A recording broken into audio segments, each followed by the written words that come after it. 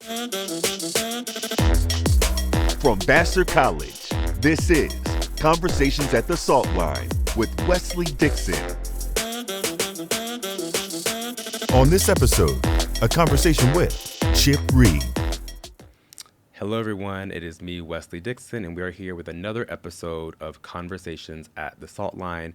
I'm incredibly happy and honored to be joined today by Vassar alum Chip Reid, class of 1977, with numerous titles under his belt. The one you might know best is Chief White House Correspondent for CBS News. Thank you for being here, Chief. It is my pleasure. Absolutely. Happy to see you here. So I do have a question to start off with. I mean, you were in news media, still are in news media in some way, but you were in it squarely for many, many decades, yes. And I've sort of gotten off the rat race, I would call it, a couple of years ago. Yeah. So given that, what is your morning routine like? I imagine what it could have been like when you were in the news media, but now it's a little bit different, I imagine. It's very different. In fact, yesterday morning when I got into the car to catch a train to come up to Vassar, it was 5:30, I think, as I was pulling out, and I thought, wow, I haven't done this in a long time. But I used to do that I'm not a morning person, but I had to be bright-eyed and bushy-tailed at 7 a.m. to be live on the air when I was out in the field. I was almost never. I did not enjoy the studio work. Really? Yeah, that's where the money and the fame are, but that's not where the fun is. The fun is out in the field, and so I'm, heading for the airport or driving someplace to do a story, or to be live on the air at 7 or 7:30, and so I became an early morning person, and now my morning routine is whatever the heck I want. Whatever you want to do. Yeah, you sound like a great retired person. Yeah, I love it. I am a busy retired person. Yes, basically, I understand. and it's nice to be busy. I do a fair amount of volunteer work, of course. But and the book right now is actually even more stressful than when I was writing the book, because the way I sold myself and my book to my publisher, and what I've been telling people all along, was that I have an advantage here, which is I spent 33 years in the news business, and I know all these people who I want to do interviews with, and the best way to sell books is to go on TV or on radio and talk about it and reach a large audience. You can do book signings, but it's very limited how many books you're going to sign or sell. And so now is when the rubber hits the road. The real work starts. Yeah, well, and so let's hope I was right that I'm going to be able to entice my friends to put me on TV to talk about this, and on podcasts this. Thank you very much. Well, thank you for being here. To reach a broader audience. Yeah. Because it's a very small publisher, so they don't do a lot of promotions themselves. Well, you're it's a big military personality, and so I have to get out there and do it myself. Of course. Well, for those who are listening who don't know, Chip just released a book. Actually, it will be released in a couple of weeks from today of the recording, called Battle Scars, which we'll talk about in much more detail later on in our conversation.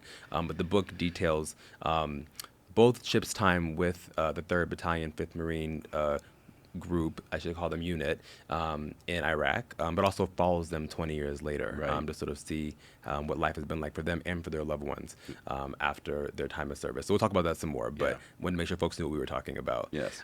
So before we get into the book, of course, broadly speaking, in societies today, there's lots of conversations about media, democracy, and at the Salt Line podcast, we're obviously trying to think about these things that create these salt lines, these sort of beautiful frictions that don't have to be sort of negative. They can be generative, but sometimes have the risk of going into these sort of negative places, right? And I think in the last 4, 5, 6 years, we've thought a lot about the role of media in democracy, how they support or don't one another. And I'm curious, just given your deep experience, particularly with political reporting and political journalism, sort of what are your initial knee-jerk thoughts or reactions about the role our current state of media is playing on the health of our democracy in this country? I'm deeply worried about it. Okay. My goal as a reporter was always, when I was doing politics, was to not give any clues as to how I personally feel about things. My mantra was that my role is to help educate the public so they can intelligently participate in the democratic process. I'm a teacher. My father was a high school teacher, and I saw myself. He had 60-minute class with 30 students, and I have a 2-minute class for most of A the few stories I million. do for millions of people. So it's the same thing. I'm an educator, a teacher, and now it's so hard to do that because so many people just aren't listening. They are locked in. And I trace it all back to Trump. I mean, it had been moving in that direction for many years, where Congress was becoming more and more divided.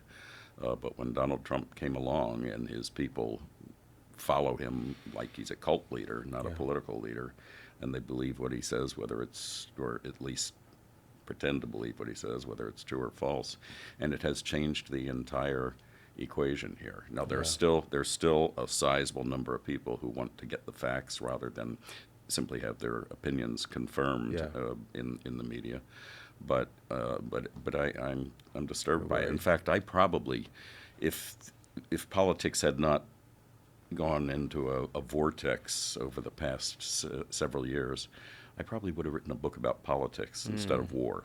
Okay. But I just couldn't face writing yet one more book about the downward spiral of politics. I thought that would be so depressing. Yeah. More depressing than war? Well, I mean, the book is a tribute to people who put their lives on the line to serve their country, even in wars that are unpopular questionable circumstances. and are essentially mistakes. Right. But they still need their stories told. Yeah. They did put it on the line for their country. Absolutely. And you know, from somebody who doesn't have a military bone in his body, this is a tribute to these people who I came to admire. Of course. Very much. Of I course. mean, at age 18, they were making life and death decisions.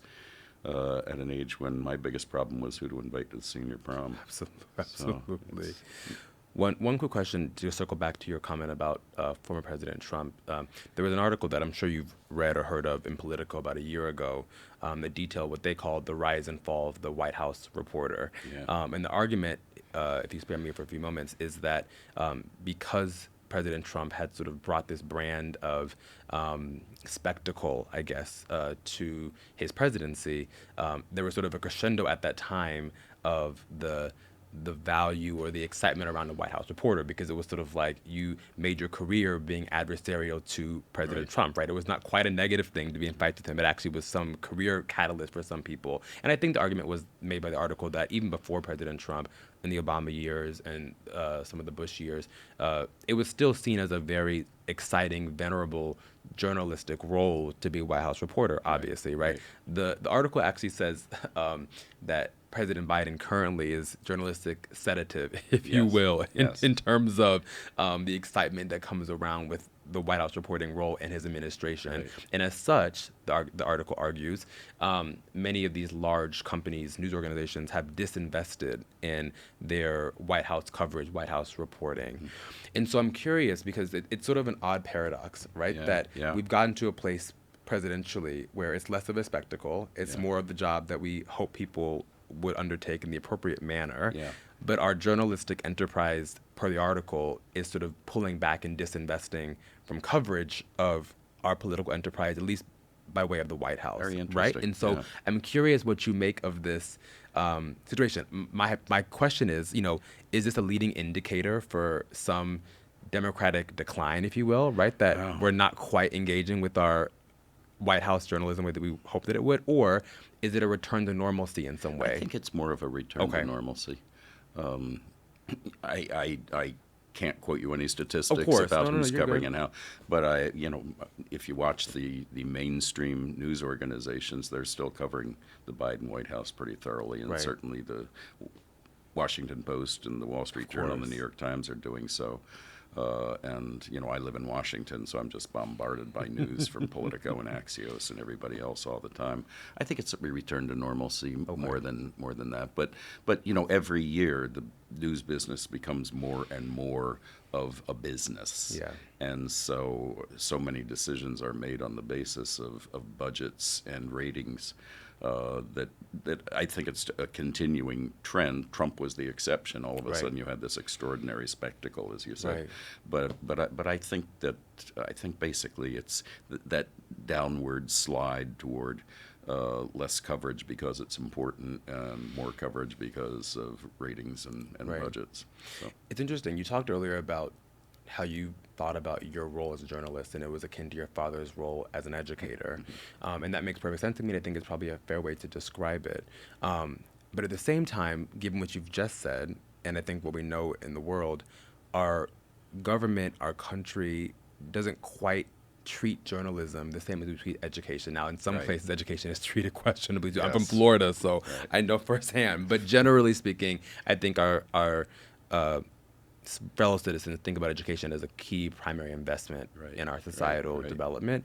I don't think we think about journalism in the Right. same way. Yeah. How does that make you feel? And is there a real risk that we don't think about Yeah. journalism as a key part of our societal health? Absolutely. You cannot have democracy without a robust and fact-oriented media, and we're moving away from facts, and we're becoming less robust because it's becoming more of a business. And I hope it's just a downward trend, and there's going to be an upward. And I hope Yeah. it's just a series of, a sine wave. Yeah. But it does disturb me that we're now in a new world where people want their own opinions affirmed or Yeah. confirmed. We're in Poughkeepsie, of course, recording the podcast. Poughkeepsie is not New York City or DC or LA, so we have a small media market. We, I think, are like many other of the small medium cities that have seen journalism deserts over the past 15, Yeah. 20 years, Yeah. right? Our local newspaper has certainly become a skeletal version of what it used to be. And as you know better than most, there's so much value in empowerment for communities like Poughkeepsie and others of this size if there were robust local journalism. Yeah. And so how do we sort of square that? We've talked around sort of like we've talked so much implicitly about national journalism, but I think there's so much to be said about local journalism. How do you think that we can motivate individuals, communities, businesses to reinvest in what is a good local antidote to some local problems in places like Poughkeepsie? It's a good question. I'm not an expert on any Yeah. of this, but I tell you, it is really disturbing the number of newspapers that have shuttered in recent years. That really was the core of journalism once upon a time. Yes, TV news was important, but people were getting their news locally, and local TV stations are still going pretty strong, but local newspapers, I get my news from newspapers. I was going to ask you where you got your news I from. get my news. I've always been a newspaper Physical person. newspapers. Yeah, I'm old-fashioned. I'm old school. I get them delivered to Delivered my to the house. Yes, Oh my gosh. yes, old school. What happens when you're not home? Do you put a hold on it, or they Yes, just pile up at your door? Well, you put a hold on it, but because I also have access online, they don't give you. They don't. Got you. They still charge you the same thing. So it's very tricky of them. But they got to do something to make money now because Yeah. they're really struggling. Yeah. But yeah, even when I was doing TV news, I had an opportunity to go into print, and I just thought TV would be more interesting, in print, you spend most of your time on the phone, and you can do it from an office. Right. You don't need to be where the action is all the time. You don't Right. need to be on camera where the hurricane or the war or the political battle, the debate or whatever is Yeah. happening. You can phone it in literally. Yeah. And in a way, that's better because you have more time to work on the Right. substance of the story. In TV, you spend so much of your time going places. Right. So much of it is about logistics. Yeah. And print reporters have more time to work on the substance, Yeah. truthfully, and they get to write much longer articles than Yeah. I in my minute 30 to 2-minute story. So I, as a news junkie myself, I would rather get my news from the newspapers Yeah. and from the wire services Yeah. and from the online political Yeah. operations. But I enjoy creating TV Creating news, stories, creating little news. movies, a little 2-hour movie every day. I create a 2-minute movie. I love that. And it's more fun, and you course. travel more, and you Yep. see the world And it's more. dynamic in how you're presenting the news. It's dynamic. Yep. It's dynamic. Wonderful. And so I love doing TV news. I love consuming print journalism. Yeah, it's funny. I love podcasts and I love local news. I'm from Fort Lauderdale, and I still read the Sun Sentinel paper most weeks. But it's cool because I think I've seen through the Sun Sentinel as an example the ways in which they have creatively, done podcasts or video series about incredibly local issues, but have national relevance, right? So, for example, there's a podcast that the Sun Sentinel does called Felonious Florida, about felonies that happen in Florida, but they have turned that into a really interesting educational sort of piece or moment about sex trafficking. Yeah. Which, Wow. of course, is incredibly, not prolific, but it's pervasive, I should say, throughout the country and in the state of Florida. And so it gives me a lot of hope, but also excitement around the kinds of things that local journalism can do that maybe would be missed if we sort of continue to focus so much on national Yeah, well, journalism. I was talking about how people want their opinions confirmed. They watch Right. Fox News or MSNBC, that kind of thing, and they read online news or information that makes them feel good. Feel good about how they feel. How they feel. But I also think there is this natural need in a democracy for people want to know about local affairs.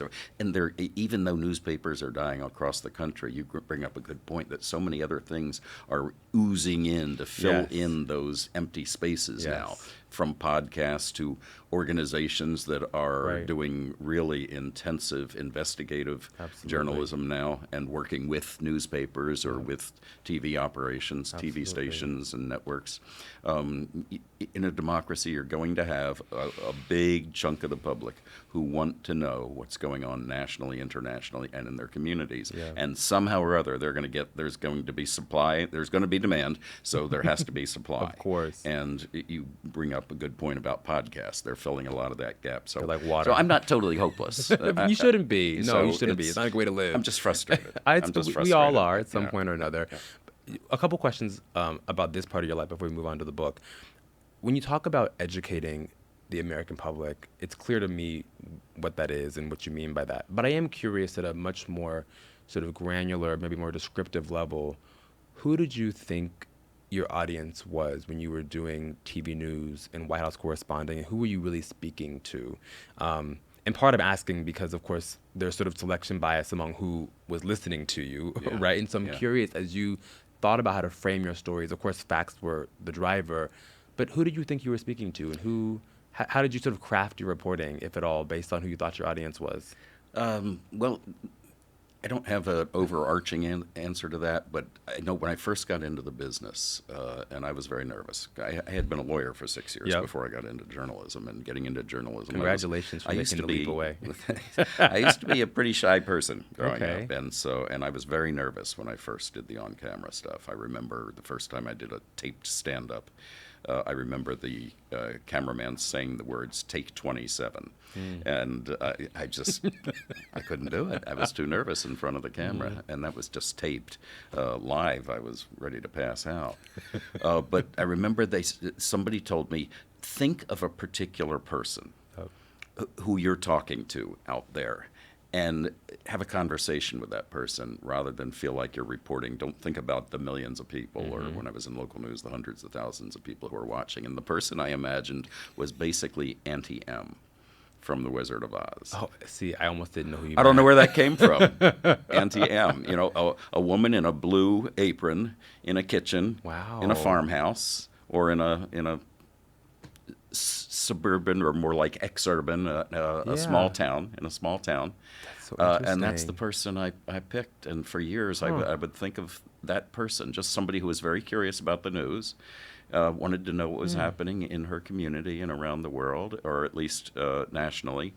Not somebody who was necessarily highly educated, but Right. highly intelligent and Right. curious. Somebody who was curious about what was happening. That's so interesting. You can imagine why, right? Because just using your example, I think it's a helpful exercise to do, and I'm going to think about it when I'm talking to people moving forward. But it's funny because there are so many helpful things about doing that and imagining someone like Auntie M, Yes. right? But there are so many blind spots and limitations, right? Because there's so many folks who I'm sure are listening to the news who don't sort of embody Yeah. her type of life, Right. right? Or how we imagine her life Right. to be, right? And so it's funny because you can imagine that if we either added a couple other people to our small fake audience, or we changed the person we're talking to per like setting, right? It could round out how we told stories in different kinds of ways. myself included, Yeah, right? It's yeah. so interesting. I'm thinking about who I would talk to, and I don't know who I would talk to if I had to. But and actually, over time, Auntie M morphed Became into more my dynamic. Well, no, morphed into my mother. Oh, really? Because my mother would sometimes say, "I didn't understand what you were saying about this," or "I didn't understand," and so I felt like if my mother's not going to understand this, then a lot of the viewers are not going to understand it. Oh, wow. So I need to get back in teacher mode and explain things that everybody out there is going to understand. Don't talk in political speak. Don't Yep. talk in lawyer speak. Yep. Talk as though you're talking to a classroom of, and it morphed in many ways over the years, of elementary school students Oh, I or high love school this. students. Don't talk to an elite audience. Talk to the average person out there. I love that. And I think So- you said this earlier, but I think your goal, of course, is to educate, not to necessarily persuade or convince, right? right, And so when that is right. the goal, you keep that front and Because my goal center. was for them to have no clue where I Right, was coming right. from politically. Oh, that's so interesting. So- wow. Before we move on to the book, I have to ask, of course, about the Obama years because you were a White House correspondent Right. during that time. Right. There's many things I could ask. I guess most generally, I would ask you sort of what was most exciting or challenging about sort of covering the White House in such a historical but dynamic time in our country's. Most challenging for me was my wife, Really? because I had to be completely objective. And when things were tough, I would come home and come in the door, and she'd say, "What did you say about my president today?" So, because she thought he walked on water. And personally, I liked the guy, but I a lot. But Right. I would never reveal that. Oh, now that I'm retired, Right, I can right, say, right, you can say but that. my goal was to have people not know. And when I covered Donald Trump, it was the same thing. But with Obama, it was. I just felt like, with Obama and Trump, I felt like I was covering something that people are going to be talking about Forever. Forever. Yeah. Both extraordinary in their own ways, and it was an amazing privilege, really, in both cases, to be right there and asking them tough questions. Yeah. And but yeah, I'm being somewhat sarcastic in saying my wife, but it was No. it was. In fact, we went to a White House Christmas party. We went to several with him, and the first time we went, it was during a period when I don't remember what it was. I think it was the Gulf oil spill that we were asking a lot of tough questions about, and about what his administration was doing. And my wife, this was probably the second time we went, because she had, I'm not kidding, she had tears streaming down her face, and he kissed the tears on her face. And he put his arm around her, and he stepped away from me, and he said, "Chip, why can't you be more like Nina?" What did you say? I don't know if I had a response, but my response, as I think right now, is because she's not covering you. Right. My job is a lot harder than her job relative to you. My job is to hold your feet to the fire. Oh, my goodness. And whether I like you or don't like you is Right. absolutely irrelevant. Absolutely. Completely irrelevant. One of the things, as you described this role of being a White House correspondent, and I understand the role you had embedded in the 3-5 battalion. It's funny because there's sort of this, the word embed and the function of being embedded is so interesting, right? Yes. Because you're sort of, I grew up going to church a lot, so it's sort of like, they would always say you're sort of you're in the world but not of the world, and it's sort of how I'm thinking about your role being embedded both as a journalist in the White House and also in this sort of Marine battalion, Yeah, right? right. Because you're obviously in it, but not necessarily of it. Right. And it gives you a very interesting Right. perch. Yeah, it's a good way of thinking of it, yes. It's really interesting. So now that I've given you that framework, how would you reflect on this being sort of in but not of both the political sort of sphere in the White House and also this battalion? That's one of the in great Marine? things about journalism. You're observing. You have a front row seat on history, and in both cases, in the White House and in war, and you don't really have a side. You just are observing and learning, and then explaining what's going on to your viewer. It's really very similar in both cases. You're just telling people what's happening. Yeah. And trying to be as accurate as possible. And I am curious, and I can think about this in a whole host of domains, but when you're in and you're observing, but not necessarily of, I am curious the extent to which you felt though you were influenced by and changed in these environments, right? You weren't sort of just sequestered or sort of protected Right. metaphorically while you were in this thing. Right. You're alive, you're a person, you're dynamic, you have feelings, you're smart, you take in new information. So how do you think being in those environments, even from your observational perch, might have changed you in some ways? Politics, not so much. I Okay. mean, it's just You became it's- immune it's- to yeah, it. yeah. But in war, covering the war in Iraq and being in places like Afghanistan and Gaza and all the crazy places where I was, but in particular in Iraq, you took a guy, a desk jockey, or a soft person Right. like myself. It doesn't have a military bone in my body, and all of a sudden, I'm with these guys and admiring them so much for what they do, putting their lives on the line, and. I say that in the book. I say Yeah. this is my tribute to these Yeah. guys from somebody who doesn't have a military bone in his body. Yep. And I never imagined, when I was 18, it was 1973, and the Vietnam War was winding down, and I had a very low lottery number. So if Nixon had changed his mind and Right. started sending troops back, then You might I have would, had a bone in your body. I would have had a military bone in my body, Yeah. and it would have, I was not pleased by that possibility, and my mother was in a state of panic. But here I was out on a battlefield with these guys and living just like they did. Yeah. I had to dig a ditch, a grave as they called it, to sleep in each night, which Yep. the Marines do. Protects them from indirect fire if something happens at night, and it's just routine. It's just what they do. Yeah. I ate nothing but MREs, meals ready yeah. to eat for 6 weeks. Didn't bathe in any way for 6 weeks, and I loved every minute of it. Being part there, I did feel I was not just of it. I mean, I was not just in it. I was not You were just in becoming it. I of was it. of it to some degree. Yeah. It was hard to report on the air and not say we are going to, and I really tried to avoid that, and a lot of us were criticized for being kind of brainwashed by this Right. and becoming part of the story, Right. and cheerleading for them. So I worked very hard not to do that, but I did feel a real bond with these people. Yeah. With these guys, and a real respect for them that I didn't really ever have in politics. I hear you. I'm gonna the comment you made about being criticized for cheerleading Yeah. these guys. I want to put a pin in it because I want to come back to that in a little Yeah, bit. yeah. But I've started doing, let's talk about the book. I told Chip, for those listening before we started, that I had a little story that is kind of cheeky, not to distract from the meaningfulness of the book, but we had some commonalities of something you said in the book. So Chip, in this book, describes how he was with this sort of, is battalion the right word? Battalion. Perfect. This 3rd Battalion, 5th Marines, known as 3-5. 3-5, perfect. Thank you for the clarification. He was with this battalion, and they were going from Kuwait to into Iraq, ultimately to Baghdad.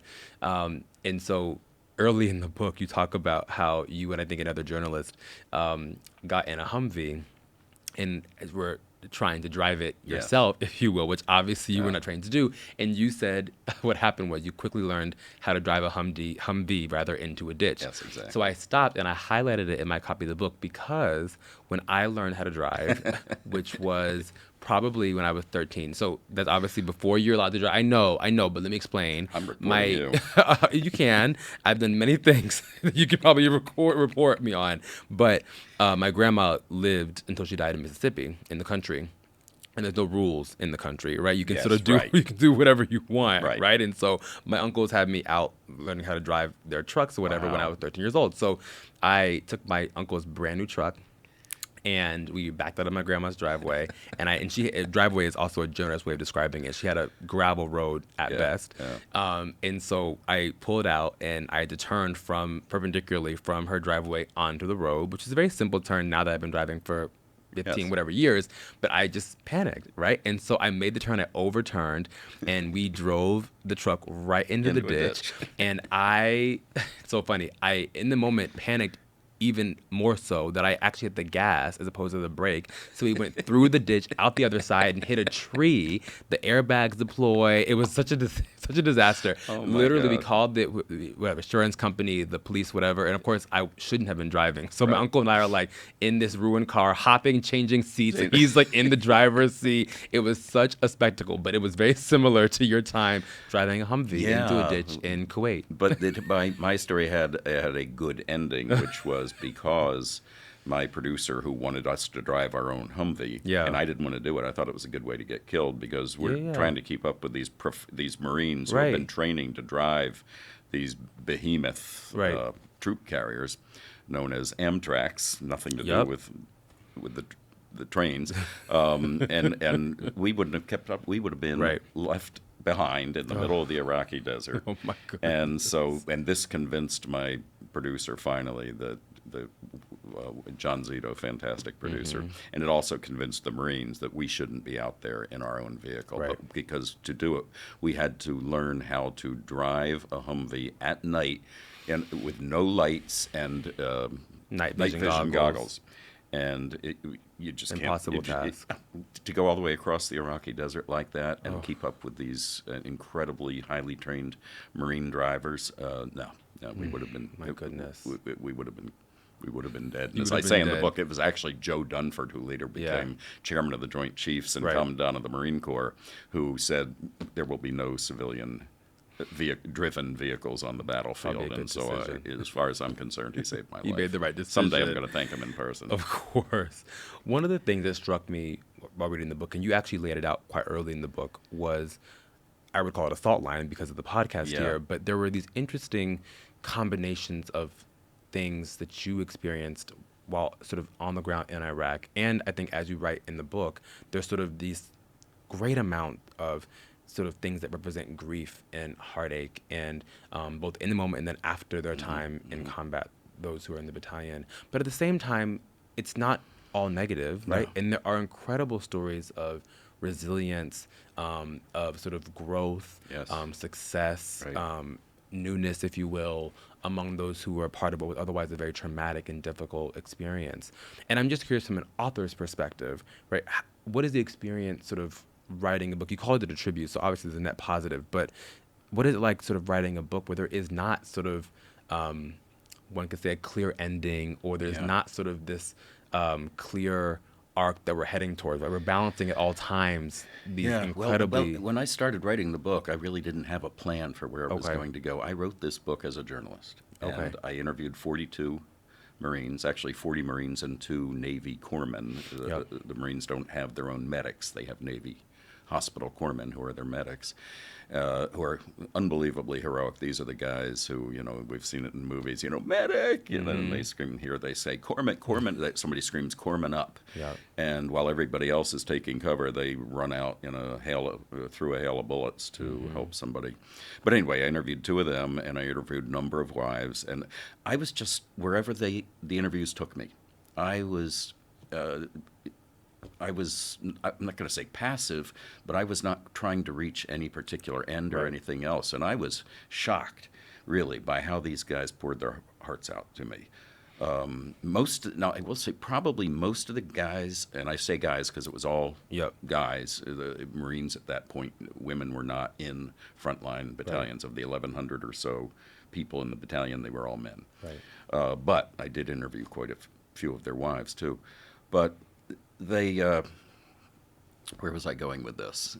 I must have had I'm oh, curious. Yes. I was not trying to reach a particular Oh, end. yep. I did not see an arc here. Yep. It came to me as it was happening because as a reflection of what they were telling me, and that was that these guys came home really screwed up. A lot of them, especially the young ones, were on the front lines. There was a lot of PTSD, a lot of alcoholism, a fair amount of suicide, divorce, all those things that we associate with PTSD. But over time, when they finally listened to their wives or girlfriends or mothers or friends or Right. fellow Marines and got help, went to the VA and saw a psychiatrist, one guy who waited 15 years or so I remember. and was a real bit of a mess, and one of his friends said, "You are going to go see this woman at the VA I've been talking to. She's changed my life, and she can change your life." And he said, "No, I'm not going to do it." And he said, "Well, we can fight right now, and I will drag you there, or you can do it on your own." And the guy thought, if I have my best friend is telling me this, I should Right, listen I to should him. probably listen. So he went in, and he said, I was in Cro-Magnon mode at that point when I walked in there, because he was just had a really bad case of PTSD. And he went in, and it was a petite older woman, and he said, "What the?" A lot of F word in the book, because it's not my job to censor them. "Are you going to tell me about war?" And she said very calmly, "I'm not going to tell you anything about war. I'm going to tell you how war changed your brain." And he said, she helped me 100%. And he then recommended other people go talk to this. But in the early days of Iraq and Afghanistan, there wasn't much help. They weren't focused on mental health. Right. But over time, they did focus on mental health. And I suspect, since I didn't go looking for, I got in touch with a few Marines, they got in touch with others, With their and friends, people right. contacted me who wanted to talk to me. And I suspect I didn't get many of the guys who were still burying it. I Yeah. got the guys who wanted were to ready talk to about share. it, who had already shared and were ready to include me in the sharing. As one guy in the book said, "It's very easy for me to talk to you because I talk to everybody. Every time I talk about this, I feel the pressure release a Yep, little it gets bit." easier. So it's probably not a cross section Right. of people. It's the people who really did want to talk.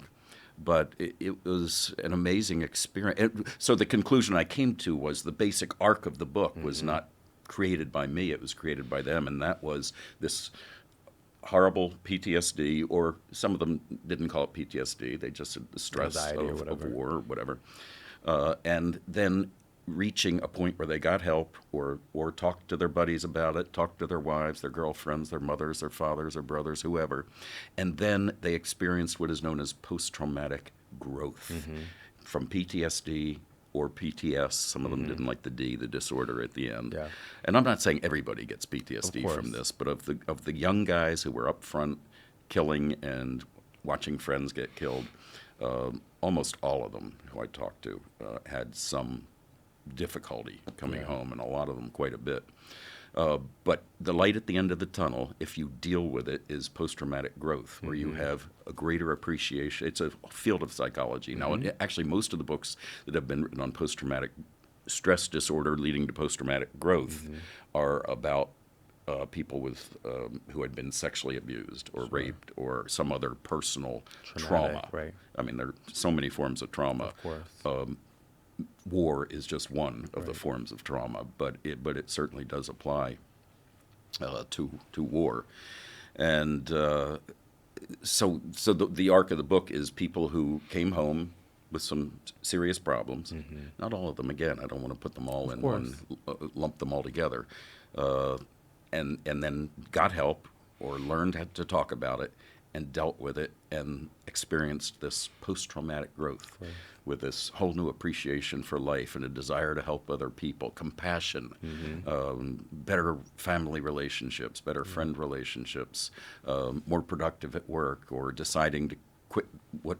One guy who quit his job at the post office and is becoming a teacher, and another guy who is taking courses because he wants to go to med school and become a doctor at about age 50. Yep. One of my favorites in this line was one of the ones who, I don't know their names as well as you do, but one of the ones who lives in Idaho and sort of like a, what would you call it, sort of like an Idaho State Park sort of ranger. For He's a lack of better ranger. He's a word. backwoods ranger. Yeah. Sounded so fun. Yeah. There are so many success stories of in course. this book.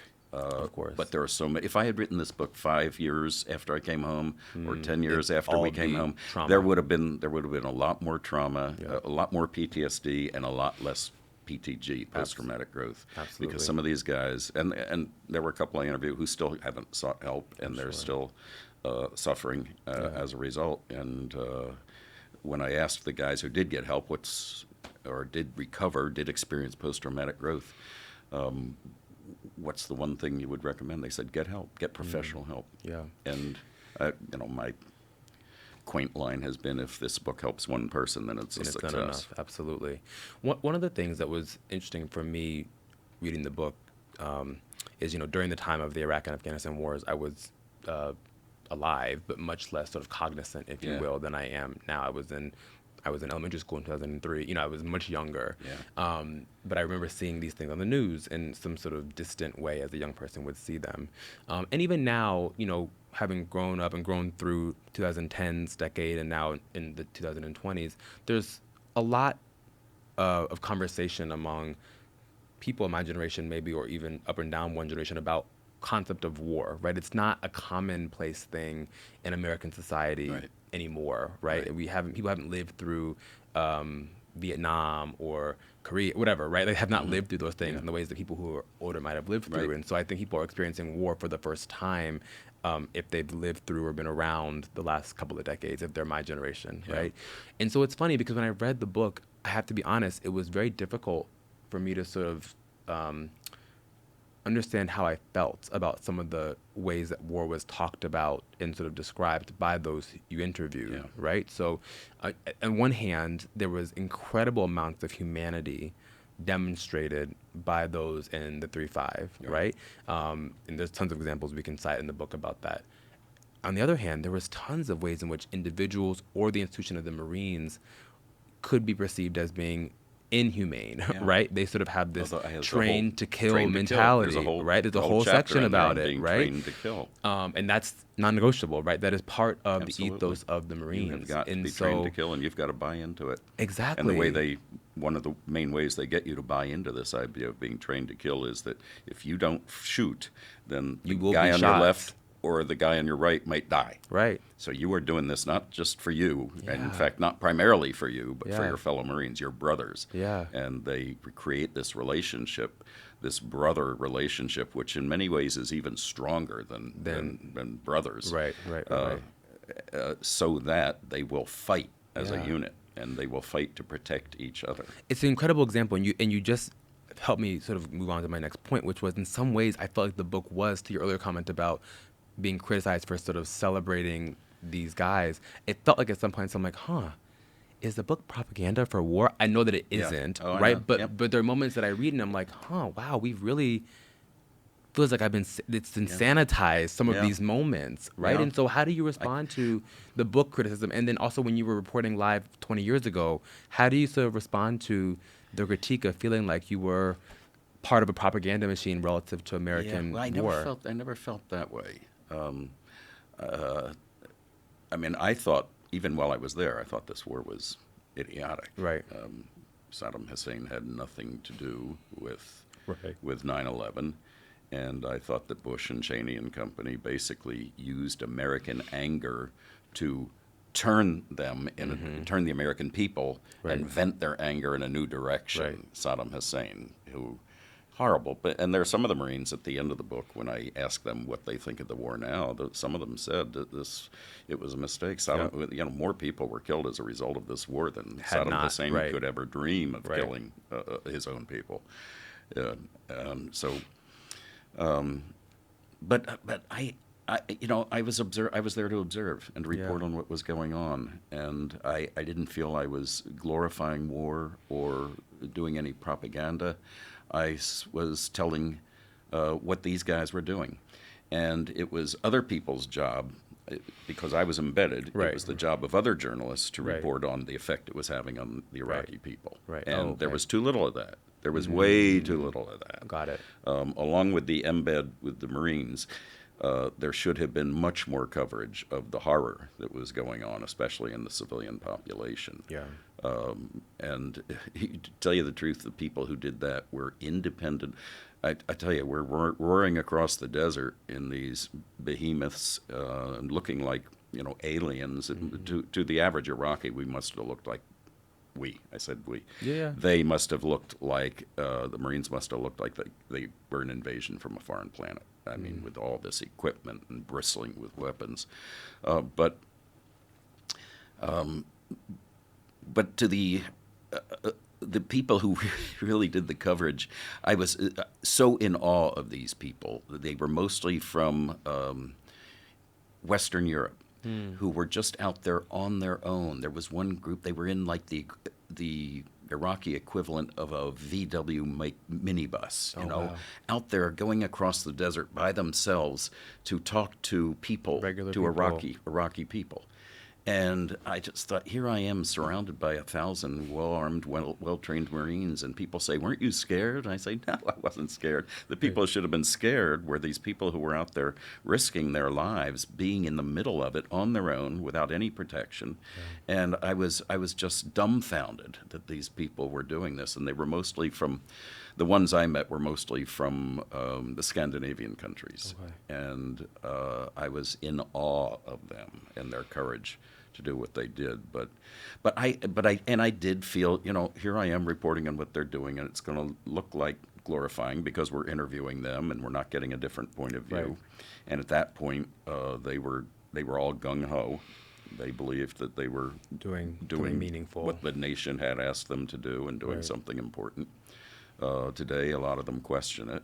I wouldn't say a majority, but Significant number. significant minority of the group people I talk to wonder why we were there in the first place. It's funny. I actually enjoyed the most the end of the book, the part you're referencing, which is sort of these not final recap, but sort of these overall sort of thoughts from those you interviewed, sort of Yeah. about impact on them generally, but also was it worth it, right? Yeah. The final Yeah. question was this all worth it? Yeah. And it's so funny because reading those sort of vignettes from those you interviewed, I was struck by how many of them, it seemed from what I read, were making such stark distinctions between sort of politics and policy and what they did on the battlefield, Right. right? And they, like a third rail, weren't even touching the Yeah. politics, right? Yeah. I mean, some of them commented, right? But many Yeah. were like, oh, no. Most of them were, we had a job to do. Exactly. We were called by our nation, by our president, to do a job. We did the job.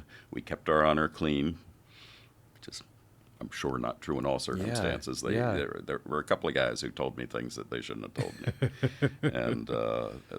and some of the stuff was unbelievable. Of course. So I didn't. You didn't I- include it. I didn't include it because I couldn't confirm it, and I think some guys like to Embellish. Yeah, sorry. It was, well, no, I mean, it struck me because, of course, these are not unrelated entities, Yeah. right? Obviously, That's right. the politics of war. Yeah, but it's the very- vast majority of them said, or the majority anyway, said, we did a job. Right. But there were quite a few who surprised me by saying that they thought it was a mistake. I mean, part of the feeling I had when I was sort of reading those segments, particularly those who sort of separated or bifurcated those two things so cleanly, Yeah. was a fleeting thought of like, is war just sort of so entrenched in what it means to be a sort of American, right? Is war sort of just this common Yeah. entity, right? That we can sort of separate politics and war and just say they're both going to exist. They're separate, sort of like another branch of government, right? We Yeah. just have wars as a default, War is politics right? by other means, Of yes. course. And so it was concerning in some ways, right? That at least those in the book had started to come to a place where war just was a given, right? Yeah. Like, Right. it just is what it is. Yeah. I would hate to think that we live in a world where that is, maybe I'm being naive and Pollyanna, right? But I'm wondering if that really is a good way for us to think about living in America, where just war is a given. Yeah, and not just a given, but we train our warriors to be warriors and not to think, well, maybe I shouldn't be doing this because this war is unjust. Right. They, you can call it brainwashing, you can call it whatever you want, but they are taught to fight tooth and nail, Yeah. and to do a lot of killing, and trained to kill. Yeah. And that's just the nature of war. And there's one point where I had a little revelation, which was I understand what they're saying, because if you don't train your Yeah, of troops to kill course. and to kill without stopping and thinking, Right. then Your they're probably going to liability. lose. Yeah, your liability. And, Makes sense. yeah. It's funny. I was talking with a student of ours actually at Vassar, who's an international student. I was talking to her yesterday. She works in the president's office, and I was saying, she's like, "Oh, what are you reading?" I was talking about the book Yeah. and while I was reading it, and she said to me how just in the quick bit I told her about the book and what we were planning to discuss today, she sat there and looked at me and she was so confused. And I said, "Oh, what's wrong?"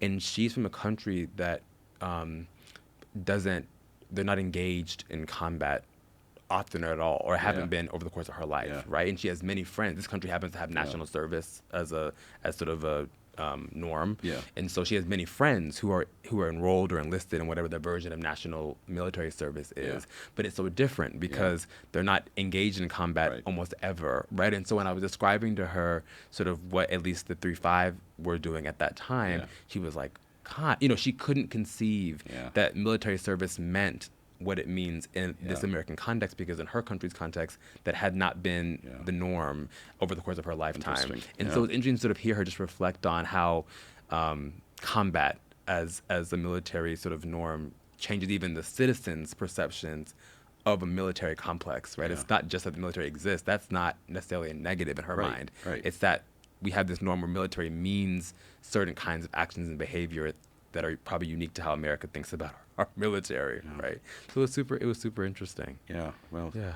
I tell you, I had to go through that process very quickly Yeah. of making war seem normal to me, Right. because when I first got there, I call it the most eye-popping, jaw-dropping Sure. experience of my journalistic career. And now I'm talking about war as though it was just something routine that I Yeah. covered, but it really, it blew my mind. Yeah, absolutely. Seeing and the first time I saw a group of Marines going to the chow tent when we were still in Kuwait and chanting "kill, kill, kill, kill, kill," I thought, "What the hell is that?" But they're literally trained to do that. Yeah. They're trained to want to kill. Yeah. And it's and that's why you need senior officers who are keeping. There are several vignettes in there where you have senior officers saying, "Guys, You have to calm down. back off, Right. back right. off." Lower the Especially temperature.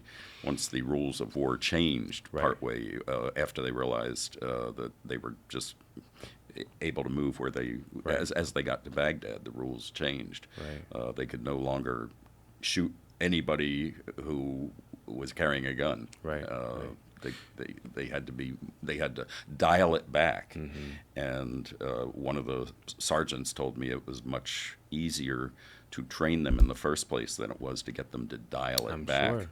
I'm sure. later on. I'm sure. Which is one of the really dangerous things about training people to kill, because Well, you can imagine too, if we sort of take this out of a sort of international war context, right? There's questions about them, the impact of this mentality and training Right. back at home. Yep. If we think about things like our police force Yep. that are Yep. often criticized for Yep. this sort of I think my anecdotal experience as a journalist is that a lot of the police who do the stuff that we read about all the time are ex-military, Right. who, when the what hits the fan, they kind of go back into that mode. yeah. And it's not to excuse that by any No, means, absolutely but not. but it's an insight, right? That might be sort of where There needs to be some decompression training after people come home, which they don't Absolutely. do. Absolutely.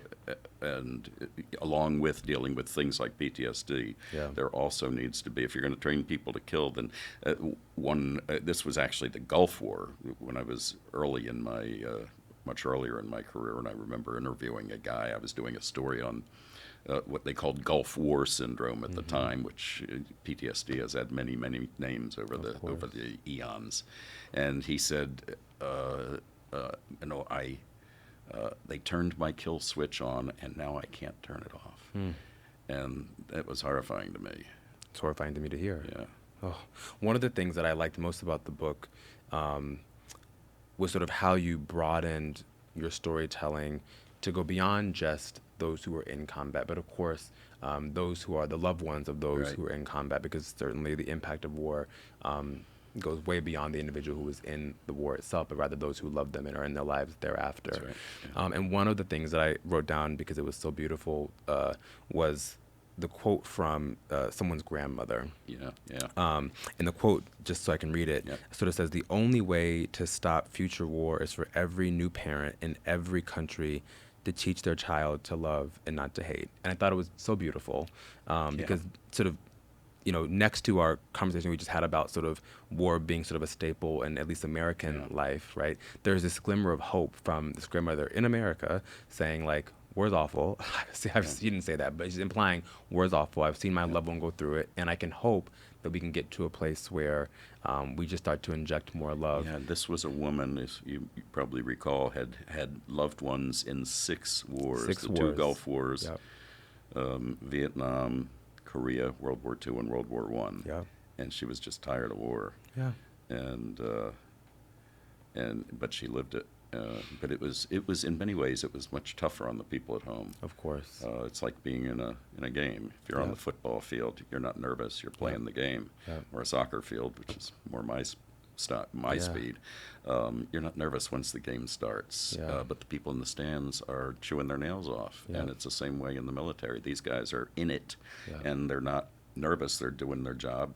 But at home, oh my gosh, Horrible. I mean, the people back home, when I was doing constant live shots on MSNBC, anytime they heard my voice or saw me, the phone tree lit up. This, of course, was before the age of email or text or anything else like that. Oh, The you phone haven't tree seen a would phone light up, tree. and they would just, there were people who were assigned to watch all the time and call, chips on, chips on, Right, chips on, right, chips right. on. They didn't really care about me, but they thought, You were their vehicle. I was their eyes and ears, Yeah. and they would hope to see their guy in the background, or maybe I would even interview. I interviewed as many of these guys as I could Yeah. when I was there, so that as many people at home. I had two audiences when Yeah. I was doing this. One was the general TV audience, and the other audience was the families Right. of these guys, Yeah. who I knew were just beside themselves Of course. with fear and Of course. trepidation. Oh. And so I tried to, and I, at one point I started letting them use my satellite phone because they would look like I was walking around, look at me like I was carrying the Yeah. Holy Grail. Yeah, yeah, yeah. And it got to the point where, 20 guys would line up to use my phone, and the commanding officer finally said, "We can't do this. This have is to this keep- is we have to affecting go." readiness." Right, exactly. So he said, "What we're going to do is we're going to have a list, and A five dedicated guys time, a day, exactly. 5 guys a day can use Yeah. your phone, but that's it." And I my calculated once we got to Baghdad what it had cost NBC News for me to let these guys use my satellite phone. It was somewhere in the vicinity of $30,000. Oh, my But when I got there, Everyone every was- journalist of was course, going. Of course, of how can you say course. no to a guy who says my wife is pregnant and she should be giving birth about now? Could I just use your phone to call home? Exactly. Or my grandfather's very ill. Could I use your phone to? So I would. There was a period where I was giving my Yeah. phone to everybody who asked, Yeah. and it really was affecting their readiness. So they Yeah. had to implement some rules. Yeah, I will say on a personal note, the book was meaningful in a whole bunch of ways. But my godbrother is actually a pilot in the Air Force. Oh, wow. And he has a wife and has a child, and they live in Charleston. He's been deployed. I won't say where, but he's been deployed. He's deployed right now.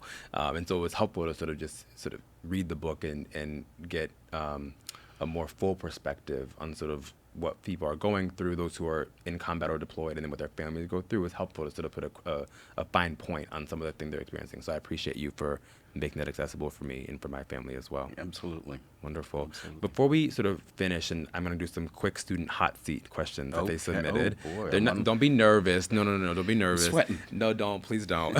These chairs are expensive.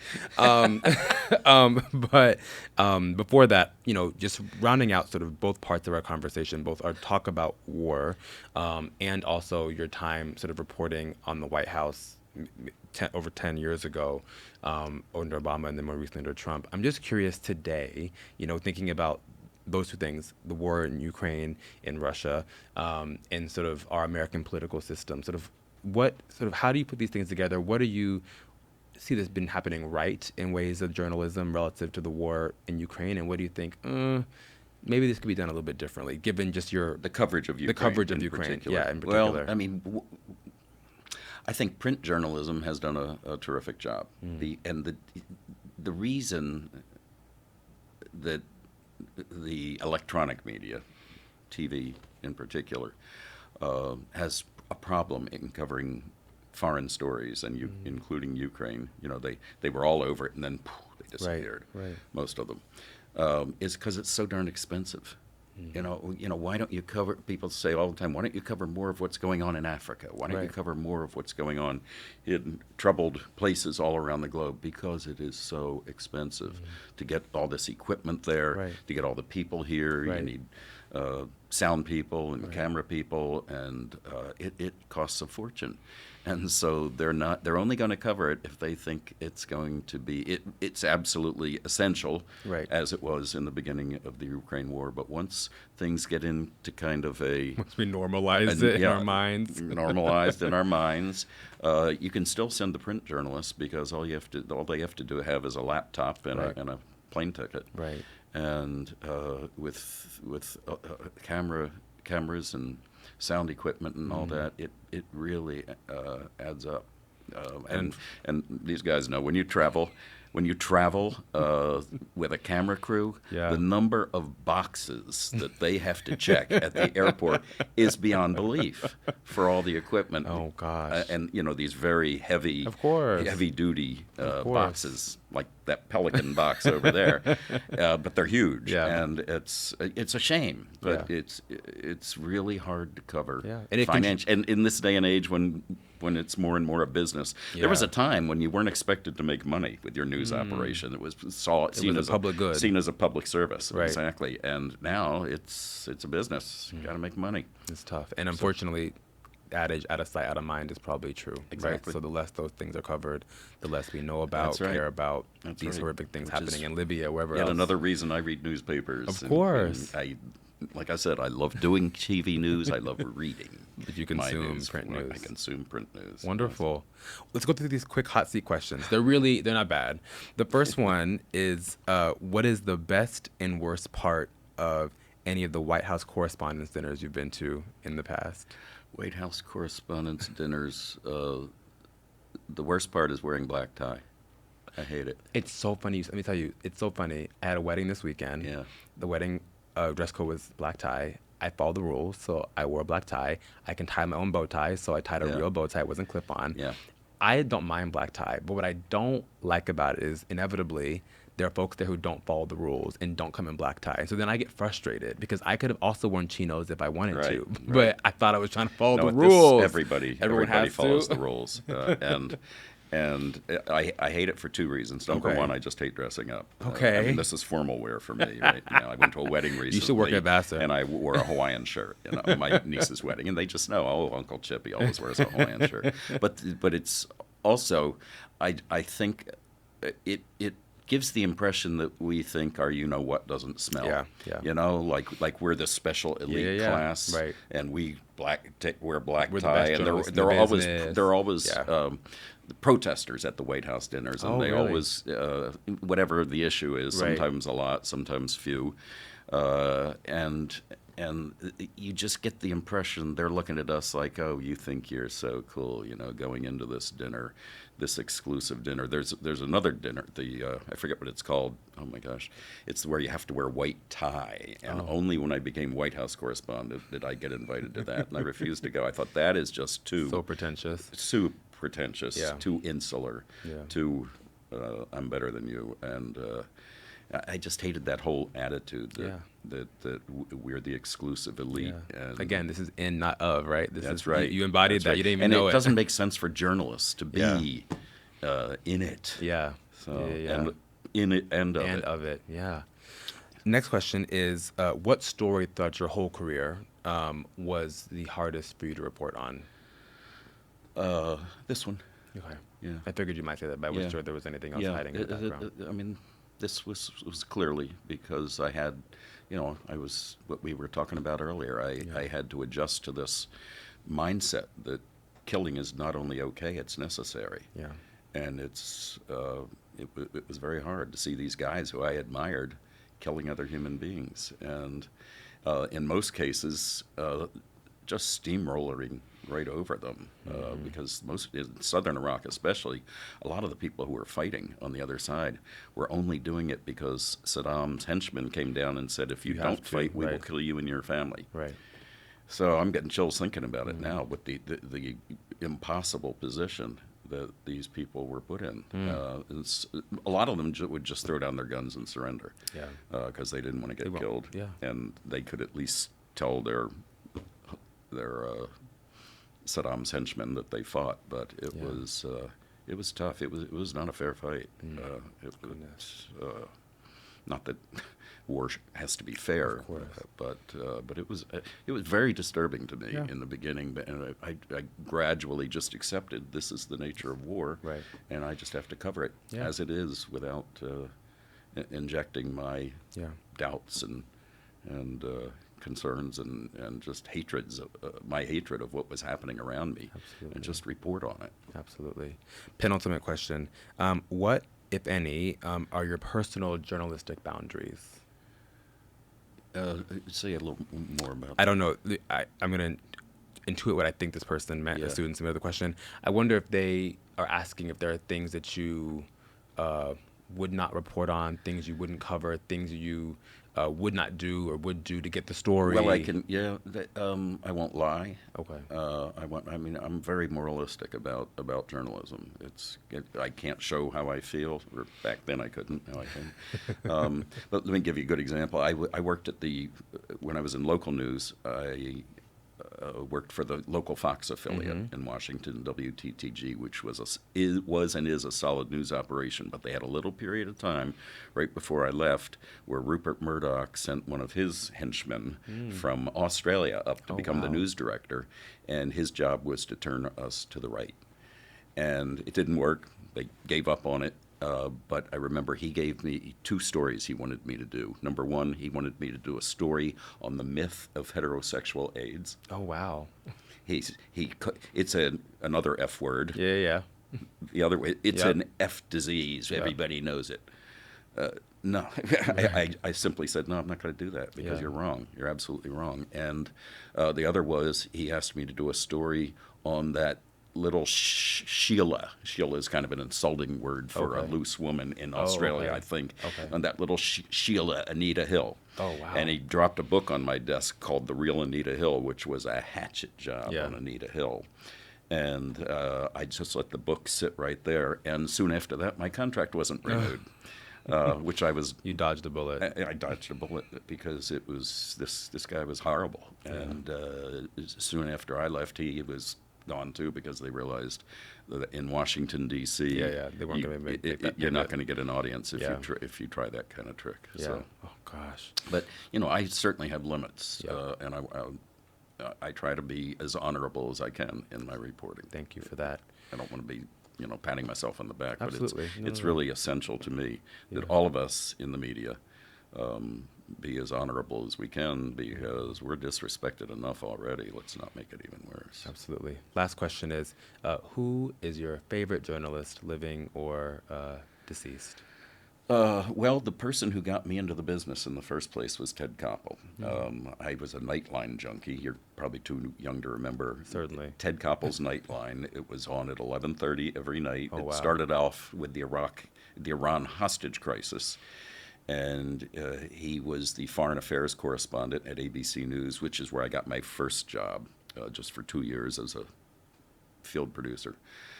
First job in TV after being a lawyer for 6 years. And he was, I just thought he had the best job in the world. And he got to hold the feet to the fire of the most important people around. And I just thought, what a fantastic way to make a living. And then when I got into the business, I realized being in the studio, like he was 99% of the time, is not Right. where the fun is. Of The fun course. is out in Out the in the field, field. covering the story. Although Ted was embedded in Iraq too. Yeah. So he does that too. But Ted Koppel was probably my journalistic hero, and he still fills in. He still does stories for CBS Sunday Morning, Okay. which is one of the best shows on television. I agree. So Wonderful. Thank you, Chip. This was so incredibly fun and educational and insightful for me. So thank you for giving us the time. Thank you for some fantastic questions. Of course. And I've never heard the word penultimate in an interview before. That was fantastic that you got that in there. Of I like course. that. And thank you all for joining us for another episode of Conversations at the Salt Line. See you next time. Bye-bye.